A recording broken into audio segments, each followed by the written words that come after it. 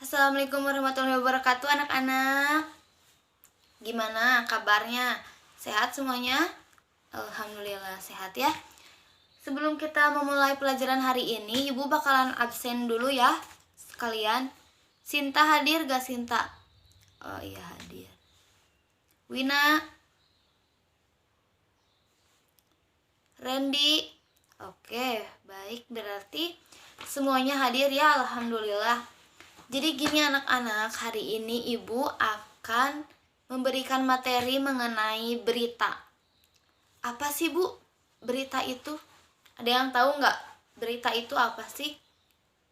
Gak ada yang tahu? Jadi berita itu adalah laporan peristiwa atau kejadian yang disampaikan kepada halayak ramai. Bisa digarisbawahi ya, kepada halayak ramai. Bu, aku kalau mau lihat berita adanya di mana aja sih? Adanya tuh di media tulisan, kayak majalah, koran. Kan biasanya suka ada tuh tulisan artis bernama ini tertangkap polisi karena gini. Banyak ya, banyak banget. Lalu ada media online seperti Instagram, TikTok, Twitter. Banyak pokoknya ya. Suka ada tuh berita-beritanya banyak banget. Lalu ada media audio. Audio kayak radio. Terus kayak media visual, audio visual kayak televisi udah banyak banget ya. Bukan banyak banget lagi. Karena banyak berita-berita gitu di televisi. Terus apa sih syarat sebuah berita itu agar layak gitu, menjadi sebuah berita yang layak? Yang pertama, mempunyai informasi yang jelas.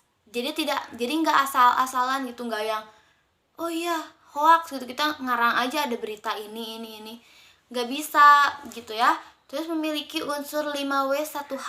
Jadi bisa di mana sih kejadian ini tuh, apa aja sih yang terjadi, kapan terjadi kejadiannya, di mana, bagaimana, ada korban nggak. Jadi harus memenuhi 5W1H. Dapat dipertanggungjawabkan kebenarannya.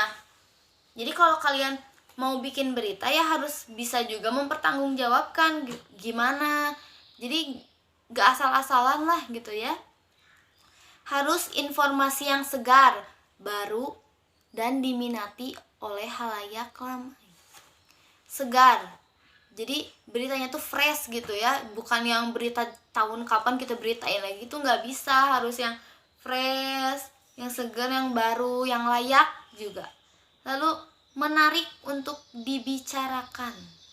Ya kalau nggak menarik, harus yang menarik orang-orang tuh buat kayak kepo gitu, kayak apa sih beritanya tuh. Nah, lalu ada strukturnya. Berita juga kan ada strukturnya. Yang pertama ada orientasi berita, yaitu bagian pemula kayak saya pernah nama saya Adinda gitu. Ada beritanya tuh ada pembukanya dulu gitu ya. Lalu ada peristiwa. Nah, ini tuh bagian yang paling penting dalam berita, karena berita itu kan laporan tentang peristiwa. Jadi ya harus ada peristiwanya. Kalau nggak ada kejadian ya nggak bisa diberitain. Lalu ada sumber beritanya. Jadi kita tuh harus mewawancarai ataupun survei ke tempat kejadiannya, atau mewawancarai orang yang setidaknya menyaksikan kejadian tersebut. Jadi gak bisa di luar nalar. Kita harus mewawancari orang. Ya, jadi segitu berita itu, materi tentang berita itu kayak gitu. Ibu akan di sini mencoba membacakan sebuah berita. Nanti kalian simak, nanti kalian juga bakalan dikasih tugas mengenai berita ini. Mobil rusak parah dalam bentrokan masa FPI. Masa FPI bentrok dengan kelompok lain usai memeriksa Rizik Syihab di markas Polda Jawa Barat. Salah satu mobil milik anggota FPI dikabarkan mengalami kerusakan yang parah akibat dilempari batu oleh seseorang yang tidak dikenal. Sekelompok melempari mobil itu usai meninggalkan Polda Jawa Barat.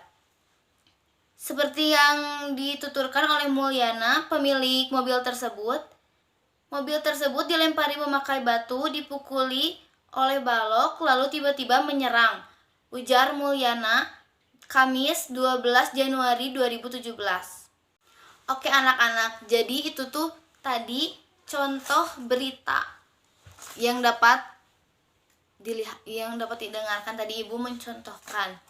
Oke, Ibu akan memberi tugas kepada kalian untuk mencoba membacakan suatu berita, lalu kalian tampilkan di depan kelas. Minggu depan Ibu akan menunjuk satu orang untuk maju dan tampil ke depan untuk membacakan suatu berita. Ada yang ditanyakan anak-anak? Sepertinya sudah jelas ya. Ibu kasih waktu 1 minggu untuk menyiapkan tampilannya. Jika tidak ada pertanyaan, mari kita sama-sama mengucapkan hamdalah bersama-sama.